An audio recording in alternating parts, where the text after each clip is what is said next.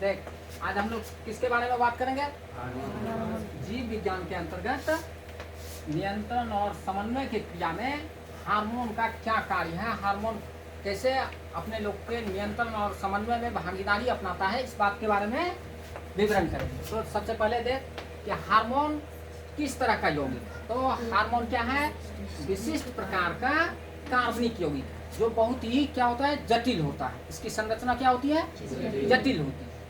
अब दूसरा बात कि हार्मोन्स क्या होता है, कम मात्रा में अंतःस्रावी ग्रंथि द्वारा स्रावित होता है। कि हार्मोन क्या अपने शरीर में, अपने लोगों के शरीर में क्या होता है, बहुत सारी अंतःस्रावी ग्रंथियां हैं जो नलिका विहीन होती हैं। अंतःस्रावी ग्रंथियां क्या होती हैं? नलिका विहीन, उनमें नलिकाएं नहीं होती हैं। ये अंतःस्रावी ग्रंथियां क्या करती हैं, अपने लोग के कोशिकाओं के समूह अर्थात ऊतक में अपने स्राव को बहा देती हैं और फिर कोशिका में मौजूद जो हमारा रक्त कण होता है, पढ़ लिए ना, रक्त कण, उस रक्त कण में वह क्या होता है, स्राव, हार्मोन का जो स्राव होता है वो हार्मोन्स विसरित हो जाता है किसमें, रक्त कणिकाओं में ना।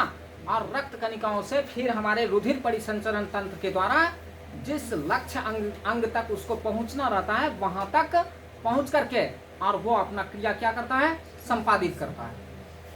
तो लेकिन अंतःस्रावी ग्रंथि के द्वारा क्या होता है, बहुत कम मात्रा में हार्मोन्स सेक्रेट होता है, स्रावित होता है।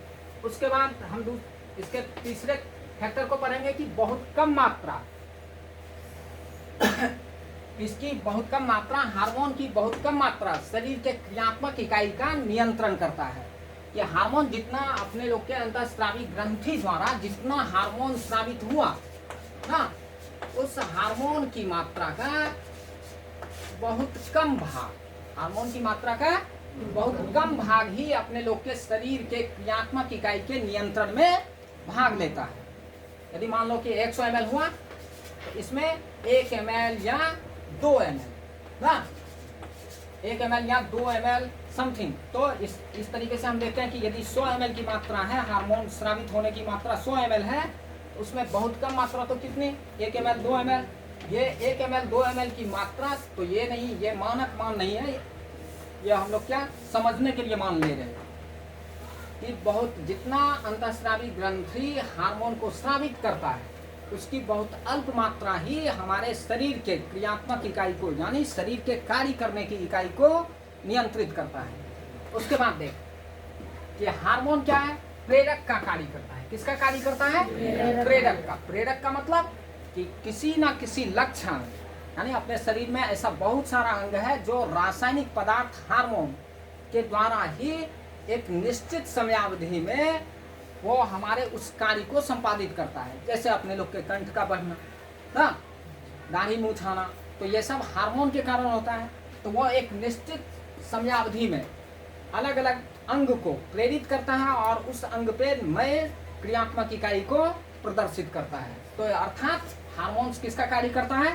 प्रेरक का कार्य करता है। फिर देख कि रक्त परिसंचरण तंत्र द्वारा लक्ष्य अंग में पहुंचकर क्या करता है, ये परिवर्तन करता है। फिर रक्त परिसंचरण तंत्र कि अपने लोग के, यानी जीव के शरीर में क्या होता है, रक्त परिसंचरण तंत्र मौजूद रहता है। अपना लोग मानव है तो मानव में भी क्या है, रक्त परिसंचरण तंत्र है। रक्त को संपूर्ण शरीर में बहाने के तंत्र को ही क्या बोल देंगे, रक्त परिसंचरण तंत्र। और रक्त परिसंचरण तंत्र द्वारा जिस अंग पर प्रेरण की क्रिया करनी है, किसको, तो हार्मोन को, वो हार्मोन उस लक्ष्य अंग तक पहुंच करके उस अंग में क्या कर देता है, परिवर्तन कर देता है। जैसे हम लोग क्या बोले कि अभी यहाँ कंठ है तो एक निश्चित समय के साथ कंठ का फूटना, अलग दाढ़ी मूंछ आना, तो अलग अलग मेल्स में अलग तरह का परिवर्तन हार्मोन दिखाता है, फीमेल्स में अलग तरह का परिवर्तन हार्मोन्स दिखाता है। तो वो परिवर्तन करते रहता है, इसलिए उसको क्या बोलते हैं, प्रेरण। अब एक हार्मोन नियंत्रण प्रभाव धीरे धीरे पड़ता है कि जब हम लोग के शरीर पर नियंत्रण और समन्वय की क्रिया होती है तो तंत्रिकीय नियंत्रण होता है। 2 तरह का नियंत्रण, एक तंत्रिकीय नियंत्रण और दूसरा कौन सा नियंत्रण, रासायनिक नियंत्रण। और उस रासायनिक नियंत्रण का पदार्थ कौन होता है, तो हार्मोन। तो हार्मोन का शरीर पर नियंत्रण प्रभाव जो होता है वो धीरे धीरे होता है, लेकिन धीरे धीरे तो पड़ता है और इसके द्वारा उत्पन्न प्रभाव क्या रहता है, देर तक टिकता है। जैसे देख अपना लोग जब बच्चा रहते हैं तो मूछदारी नहीं आया रहा ना, और एक निश्चित समय के साथ हम लोगों के इस अंग पर क्या हुआ, हार्मोन सेक्रेट हुआ, यानी रक्त परिसंचरण तंत्र के द्वारा यहाँ तक क्या हुआ, हार्मोन्स आया और हमें दाढ़ी मूछ आया। लेकिन अब इसका प्रभाव क्या रहेगा, आजीवन रहेगा, ये समाप्त होगा। लेकिन अब अपना लोग जब तंत्रिकीय नियंत्रण के बारे में बात करते हैं तो तंत्रिकीय नियंत्रण का प्रभाव क्या होता है, यानी कुछ समय बाद नष्ट हो जाता है। जैसे हम लोग पढ़ाई किए रहते हैं और 5 साल के बाद बोला जाता है कि ना कि आपको गणित याद है, तो आप बोल देते हो कि नहीं कि अब तो बहुत दिन हो गया, क्या हो गए, भूल गए। तो वो भूलना क्या था, वो भूलना आपके बस में नहीं था, क्योंकि आपका तंत्रिका तंत्र उसको याद रखने के लिए कौन कार्य कर रहा था, तंत्रिका तंत्र। और तंत्रिका तंत्र में क्या है, मस्तिष्क मेन पार्ट है। तो आपने क्या किया, आप दूसरी बातों को अपने मस्तिष्क में स्टोर कर दिया।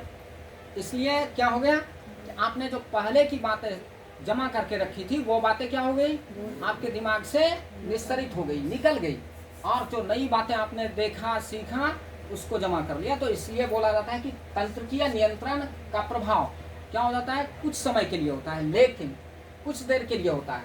और हार्मोनल नियंत्रण प्रभाव जो होता है वो क्या होता है, बहुत देर तक टिकता है। फिर बोला कि इसकी रासायनिक रचना, हार्मोन्स की रासायनिक रचना क्या होती है, बहुत ही जटिल होती है, क्योंकि ये कार्बनिक यौगिक है, और कार्बनिक यौगिक की संरचना हमेशा क्या रहती है, ये, और उसमें भी क्या, ये विशिष्ट प्रकार का कार्बनिक यौगिक है, इसलिए इसकी रासायनिक संरचना और भी ज्यादा क्या हो जाती है, जटिल हो जाती है। तो इस तरीके से हमने हार्मोन्स के टॉपिक के बारे में क्या किया, अध्ययन किया। इसके बाद आगे के टॉपिक पर अध्ययन करेंगे।